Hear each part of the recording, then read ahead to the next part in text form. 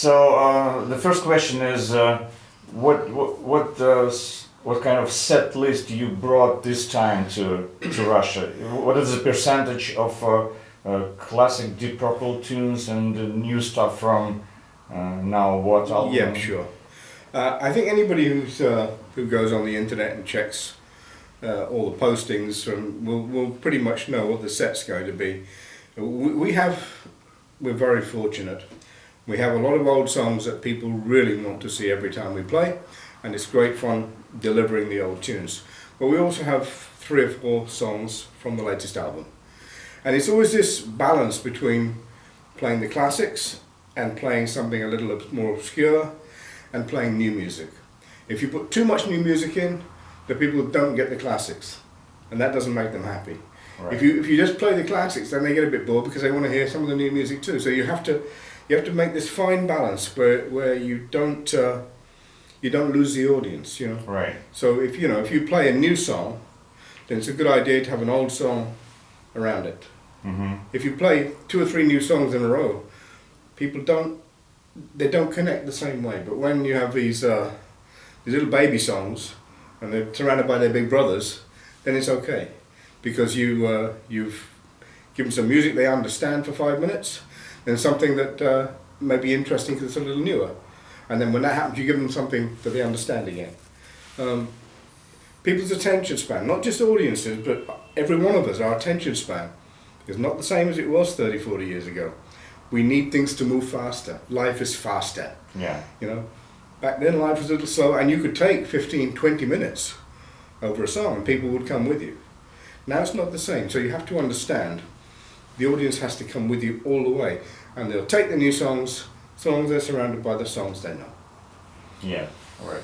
And can I ask you about the sound of the band? Do you think it has changed over last decade, let's say, and especially on the new album? The recording sound changed, yes, and I think it was improved by having one of the best producers in the world, Bob Ezrin. Mm-hmm. He doesn't waste time. When you're in the studio and you get the take, you think you can do another one. Bob says, no, that's it, we got it. Because musicians will go on and on forever trying to improve. Yeah. And what happens is you come to the top of the hill, and it's not going to go any higher. Then you start coming down, because you're not creating anymore. You're trying to recreate what you did before. So and he's in the control room. Once he's heard the take, he said, that's it, next one. And you moved on quickly, which is very good and very refreshing, because you do capture the best take, and you don't keep on going and then forget what the best take was. So it's very important that way. But he has improved the sound because he looks at everything. As a drummer, I look at the drums. I say, the drums need to be louder here. And Bob goes, no they don't, they're perfect. So we used to have this big fight on the mixing board where everybody trying to get louder and louder and louder. Of course it doesn't work. Like hitting each other's hands? Yeah, it doesn't work. So that has changed. The sound has become more controllable from a recording point of view. It's become bigger because it now has the big picture. And of course the way we record these days is totally different to what we did back in the analog days. So everything, in rock and roll, the way we used to record is basically dead. Now with digital recording and the way you have to record to allow editing to happen, everything has to be very, very cleanly defined for the computer to make these clever edits. In jazz it's not that way, because what you're going in for in jazz is an inspirational piece of music for 4, 5, 10 minutes. Rock and roll doesn't have the same swing as jazz. It's a much more regimented rhythmic patterns now.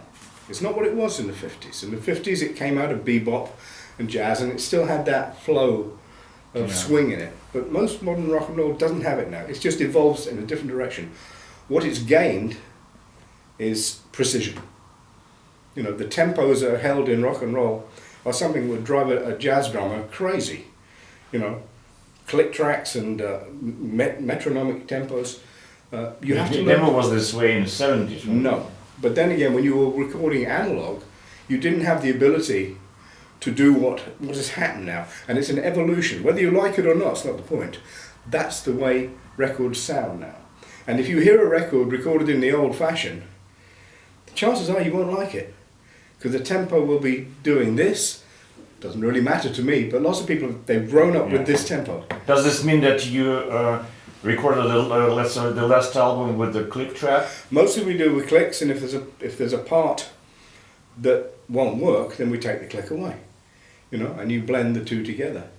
But just to get the speed of recording now, and I say when you're recording in the digital age, and every record has to be edited. Even in the old days, we had to get a razor blade, cut the tape and put it together.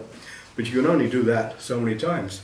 In the digital age, you can say, well, there were 5 bars from this tape which were fantastic. They're not so good, and it's not they come across like that. And it's so easy, and it happens in milliseconds. So that's how recording's changed. We still try and do the backing tracks live. The 4 of us, instrumentalists, we're in the studio together, and if we can capture it in one take, that's what we do. You can't always do that. You'll have a 95% take with one little mistake in it. So instead of going back in the studio and trying to recreate and then put that little bit of tape in, you know, now you just go, well, the earlier take was okay. And you know, because it's controlled by this metronome, that it'll just go boom, straight in. Right. And nobody ever knows. Yeah. So it is different. In some ways it's not as free, of course it's not. But you end up with something which is pretty good. And you know, we're not talking about quantizing music, so it's all controlled by it's just the click gives you a basic template in which you sit. You know, if one beat's a little bit ahead, it's okay. You know, you make it work, so it still feels human. Where the whole thing is taken and controlled by the machine, then you might as well have a machine do it. Right. You don't need the musicians. Right. Exactly. So it is different. Are there any things that you would prefer to have in the studio while tracking the drums? I mean, let's say the placement of microphones and, you know, that kind of stuff. Well, back in the analog days, I used to know what was needed. I have no idea now. Microphones have changed. Some new, okay, we still use the classic old ones, yes, of course we do, because they're still great instruments.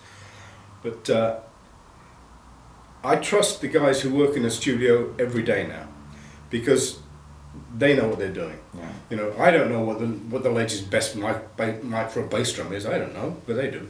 Yeah. Or they'll say, well, it's not one, it's 3 different mics, and they know which ones to put together and where to put them.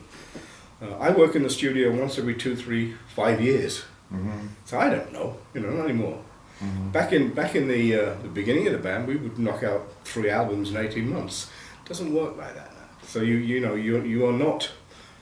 This is not your area of expertise anymore. You create the music, another guy records it.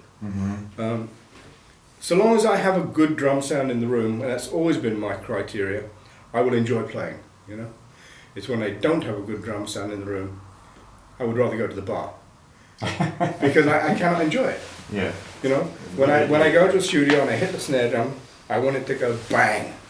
I don't want it to go duh. And so many studios, the room is dead. Duh, duh, nothing. But when you go bang, bang, it's like that's the way the drums sound. So that's why you want to play them. You know, and if you want to play them, you'll play better. So the room is really important.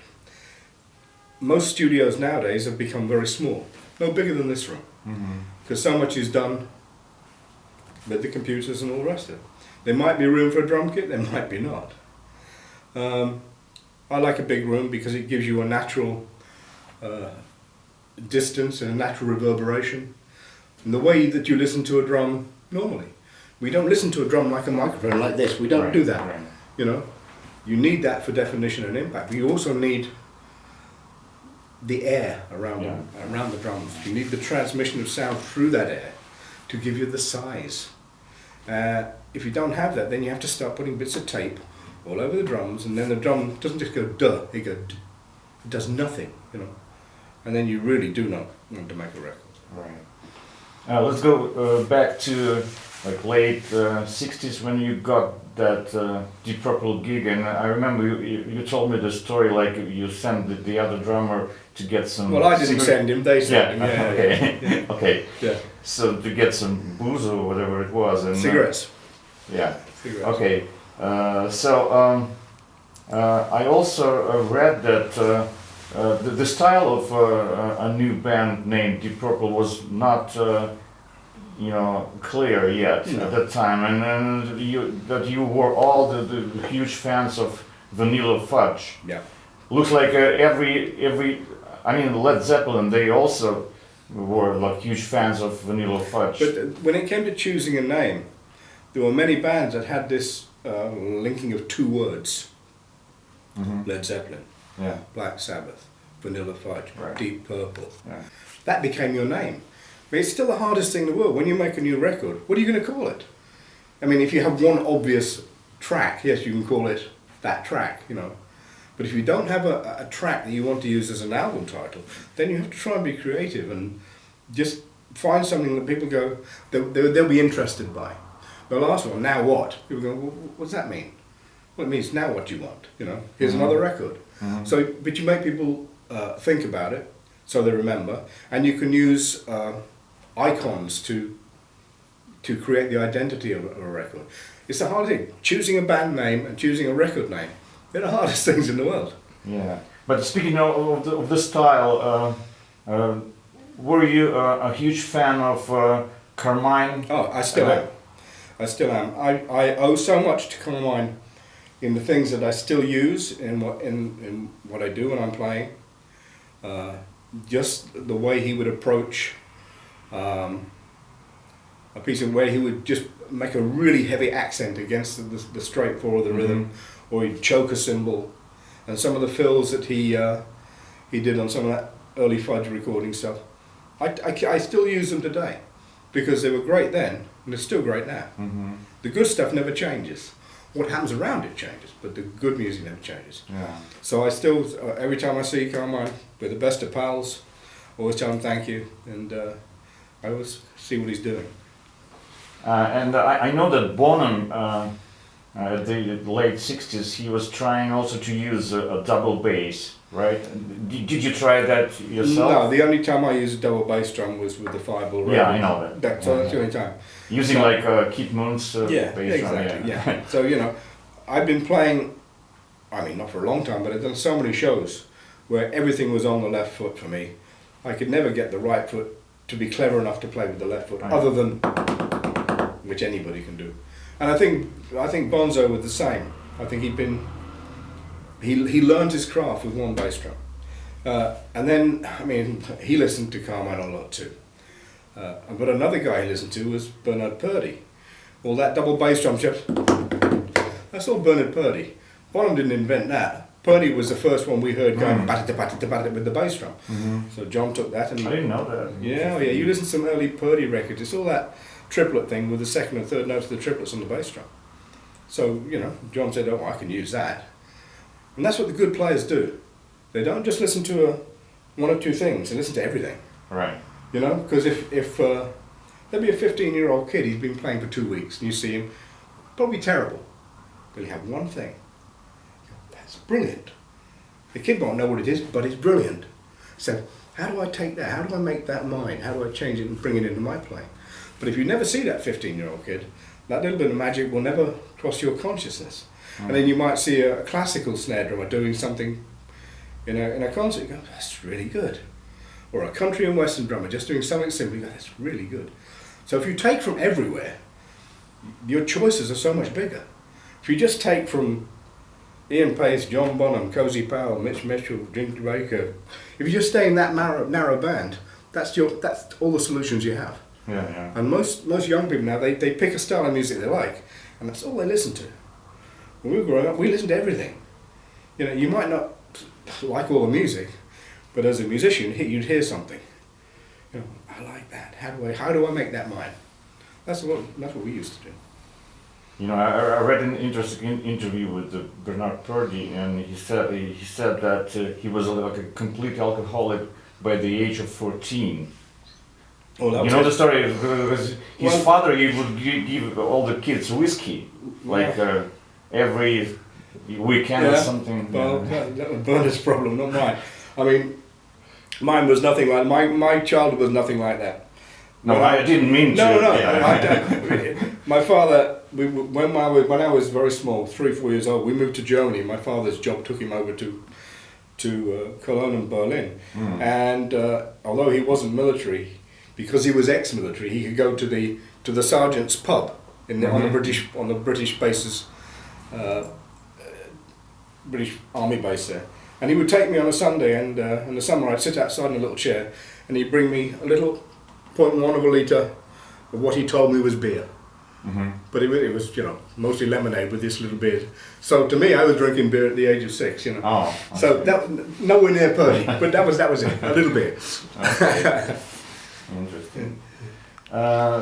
So do you still practice it? And if you do, what is your just regular practice routine? I don't practice in the way most people would think practice is. I cannot do it. I never have been able to do it because I never needed to do it.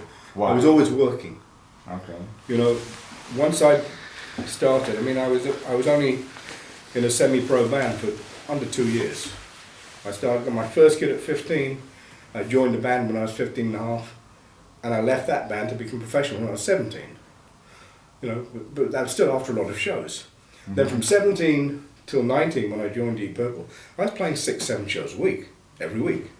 So there was no time to sit down and practice. Every night, you learned something on stage, and that was your practice. Now, I don't have the mental discipline to go into my little studio and sit there for 3 or 4 hours a day, going through the room. I can't do that. I go mad, you know. And I also worked out a long time ago, whatever it is I do, people like it. I like it. So if I like it and they like it, maybe I don't need to know too much about it. Maybe I just don't need to think. I just need to do. You know, I often find if I'm thinking what I'm going to do next, it all goes wrong. Oh yeah. You know, but if I Sounds just very let the familiar emotion to come me. now and I do this, it may be an absolute disaster, but it can also be a piece of magic. And maybe I can never do it again. I know there are some wonderful technical drummers out there, a lot of great young guys. They can show you a drum fill, and they'll show you again and again and again, because it's a pattern. It's a pattern which is driven by the brain and says, okay, this, that does that does that. My fills don't work like that. My fill goes, what do I feel like now? Let's try this.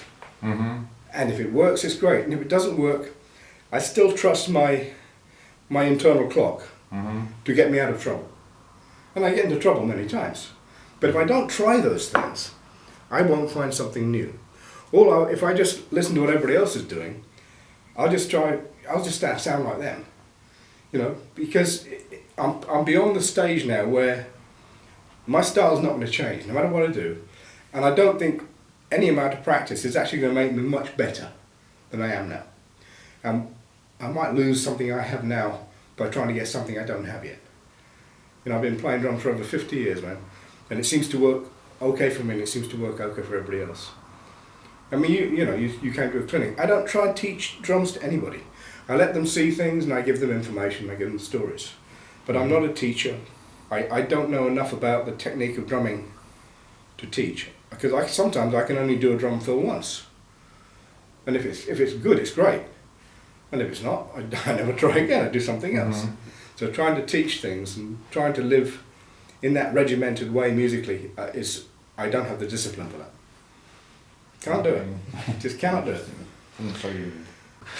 Question about instruments, about cymbals. Yeah. Why Paice? When I was starting out and when I joined Purple, obviously the work demands became a lot more. I wasn't playing any more shows, but I was playing a much heavier style of music. And the instruments were getting hit a lot harder. Not incorrectly, just harder. And up until that point I'd been playing some Zildjian cymbals, which are beautiful. But they were handmade instruments and they were quite brittle, and one of them cracked. So I went to the shop to try and get another one. And because it was so expensive, the shop only had 2 or 3 cymbals there. And not one of the cymbals sounded the same. as the one I'd broken. Mm. So I thought, this is hopeless, you know. I didn't live in America, so I couldn't go to like the Zildjian factory and choose from 200 cymbals. And so I thought, well, what other choices are there? And I think I was talking to, I'm not sure who it was, another drummer known at the period from Britain. And he said, well, try Paice. They have a production technique, which means every cymbal you buy sounds exactly like the last cymbal. I said, well, that sounds good to me. So I got in touch with Paice, and they were the only company that had made you know, a production line process for cymbals. They have the master cymbal, then everything that comes from the factory has to match this master cymbal. So a 22-inch ride, ting, master cymbal. The new one, ting, it's the same. Mm-hmm. So if I do need, and especially back then, if I ever needed to replace a cymbal, because sometimes it's not the fact I break them, sometimes, you know, the freight companies break them, they lose them, they get stolen, all sorts of things, and you need to know you can bring another one out and it sounds the same. And because we've had such a long association, Paice and myself, and I love the sound of their cymbals, I never looked to go anywhere else. Everything in drumming is a personal choice. From the colour of the drums, the size of the drums, the look of the drums, the choice of drum heads, the choice of your sticks. There is no right way, no wrong way. It's your way. And so long as you find a way that is comfortable for you, with an instrument you enjoy playing and looking at, because drum kit's a very lovely thing to look at. You know, it's much more interesting than a trombone or a violin. I mean, it's a piece of art in itself. You know, it's big. You can. So if you find all those things that make you happy, then that's your choice, and it's the correct choice. You know, my kit with Deep Purple, I use a 26-inch bass drum. I love it with Purple, but I wouldn't dream of using that in a different style of music. Yeah. It would be wrong. You play bebop. Yeah, well, it would be just too much. It would be too much. It would be subsonic. You wouldn't hear it, and you wouldn't hear nothing else. So you pick the instrument that's right for you for what you're doing as well. It's not like any other instrument. You know, if you get a violin, it's got to be in tune. G, D, A, E, B, D, D, D. That's it. It can't be anything else. You know, you can pick your own tuning, but it will sound terrible. With a drum, you can tune it high, you can tune it low, you can put it out of tune. You know, so long as you like the sound, it's not written in concrete how you should set up a drum kit, how it should sound, not even how you should play it. It's a unique thing. So, Mr. Paice, thank you very much. Pleasure. And I hope you've got some stuff you can use. Yeah, sure. And for the kids out there, yeah, don't play too hard. Faster, they're much cleverer right. than the elbow or the wrist. You know, the elbow's strong but stupid. The wrist is a little bit more clever, but you know, not quite so strong. The fingers are not strong at all, but the fingers are geniuses. This is where all those little secrets come, all those little bits of magic come. The ability to make the stick go brrr, that. You can't do that with the elbow, you can't do that with the wrist. It's all fingers. So remember to use your fingers. But it's a strange thing. I heard some kind of interview with him where he says that he's using only wrists, which is not true. No, you see the things. You ever see the thing he does with the hi-hat? He's just going like this, he's going. Yeah. It's kind of... this is a movie, it's all here, you know. Please. It's all like This technique is like... Yeah. Doing that kind of thing. It's a fulcrum, it balances like this. Yeah. You know, It's like a double fulcrum. Yeah. Which is like he can here push and pull, there, push and pull like this. Yeah, right. And you. So he does it pretty fair, like... Yeah.